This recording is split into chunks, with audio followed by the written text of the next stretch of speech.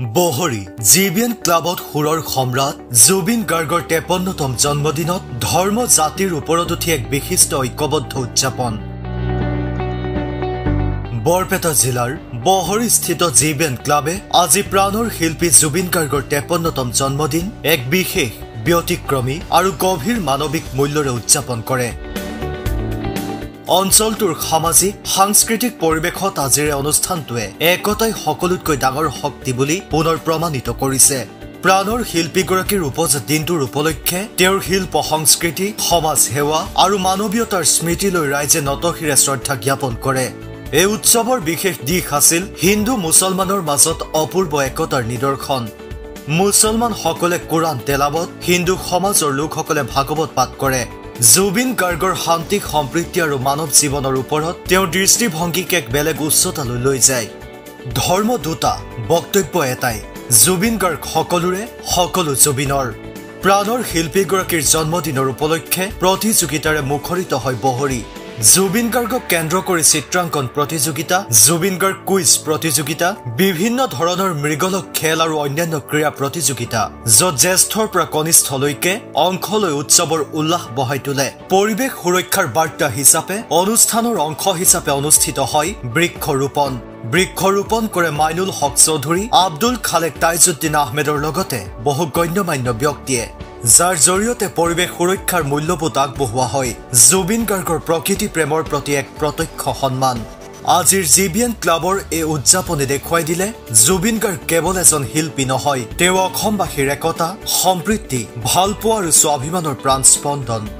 বহৰী আজিৰ এই দিনটোত এক অনন্য বাৰ্তা দিছে, ধৰ্ম পৃথক হ'ব পাৰে কিন্তু মনৰ সুৰ একেই। বৰপেটা বহৰীৰ পৰা লতিফ খানৰ প্ৰতিবেদন, তাৰাবাৰী লাইভ।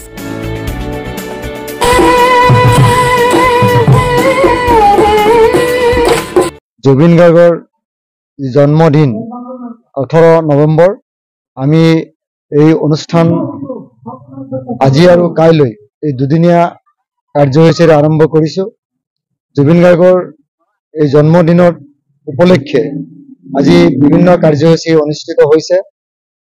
প্ৰথম বৃক্ষৰোপণৰ পৰা আৰম্ভ কৰি আমি সৰু সৰু ছাত্ৰ ছাত্ৰীৰ মাজত আমাৰ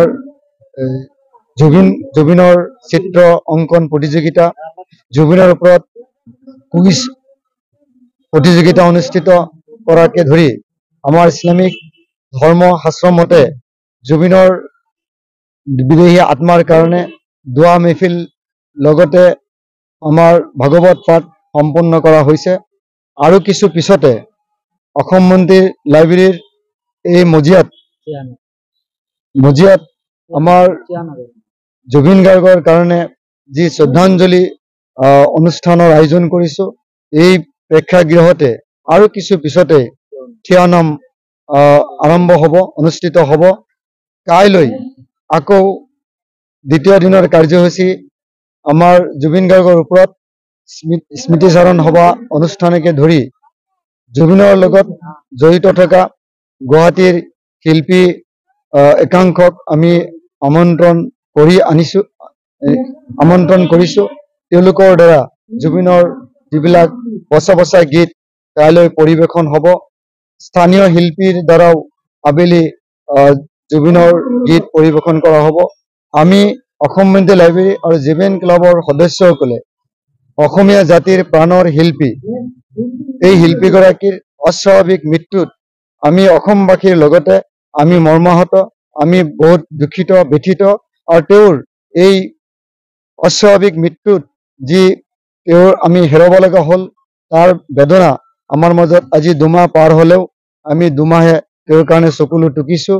আৰু এই দুদিনীয়া কাৰ্যসূচীৰে তেওঁৰ বিদেহী আত্মাৰ সদ্গতি চিন্তা কৰাৰ লগতে তেওঁৰ জীৱনকালত যিমান সামাজিক বা সাংস্কৃতিক দিশত যিবোৰ ক্ৰিয়াকলাপ কৰি গৈছে, সেই ক্ৰিয়াকলাপৰ ওপৰত এই দুদিনীয়া কাৰ্যসূচী আমাৰ চলিব।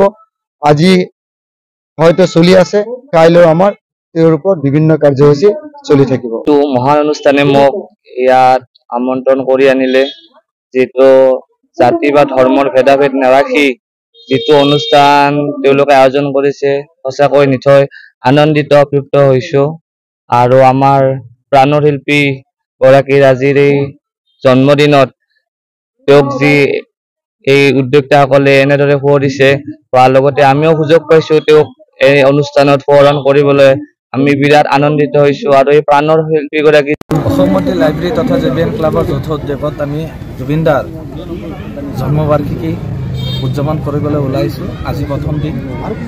আজিৰ দিনত আমি বৃক্ষৰোপণৰ পৰা আৰম্ভ কৰি জুবিন দাই যিমানখিনি কৰ্ম কৰিছিলে সেই কৰ্মৰাজিৰ ওপৰত ভিত্তি কৰি আমি যিখন কাৰ্যসূচী বনাইছিলোঁ সেই কাৰ্যসূচী মতে আজি বিভিন্ন দুখীয়া মেধা ছাত্ৰ তাৰপিছত আমাৰ বৃক্ষৰোপণ থিয়া নাম ভাগৱত পাঠ আপোনাৰ দোৱা মেহফিল স্কুলীয়া ছাত্ৰ ছাত্ৰীৰ মাজত বিভিন্ন ধৰণৰ প্ৰতিযোগিতা যেনে কুইজ কম্পিটিশ্যন জুবিনদাৰ জীৱনীৰ ওপৰত জুবিনদাৰ ছবিৰ চিত্ৰাংকন প্ৰতিযোগিতা এইখিনি আজিৰ দিনৰ কাৰ্যসূচী আছিল। আৰু অহাকালি আমি বিভিন্ন আপোনালোকে জানে যে বহৰীয়া অঞ্চলখন বিভিন্ন জাতি জনগোষ্ঠী ধৰ্মীয় মানুহৰ এটা মিলাপ প্ৰীতিৰ অঞ্চল আৰু ইয়াতে আমি বিভিন্ন জাতি জনগোষ্ঠীৰ যিমানখিনি মানুহ আছে সবৰে পাৰম্পৰিক সাজত একেলগ হৈ একত্ৰিত হৈ আমি অহাকালি আমি জুবিনদাৰ শ্ৰদ্ধাঞ্জলি অনুষ্ঠান পাতিছোঁ। তাতে আমি সকলোৱে একত্ৰিত হৈ শ্ৰদ্ধাঞ্জলি অনুষ্ঠানখন একেলগে সফলমণ্ডিত কৰিম। তাৰপিছতে আমি জুবিনদাৰ জীৱনৰ লগত জড়িত থকা কিছুমান ব্যক্তিক আমি নিমন্ত্ৰণ কৰিছোঁ। তেখেতসকলৰ দ্বাৰাই আমি এখন স্মৃতি চাৰণ সভা ৰাখিম আৰু তাৰপিছতে জুবিনদাৰ লগত জড়িত থকা কিছু শিল্পী সমাজ আহি আমাৰ মাজত জুবিনদাৰ গীতৰ সোঁৱৰণি আগবঢ়াই জুবিনদাক আমাৰ মাজত জীয়াই তুলিব। এইখিনিয়ে আমাৰ জুবিনদাৰ 53তম জন্মবাৰ্ষিকৰ কাৰ্যসূচী আছিল।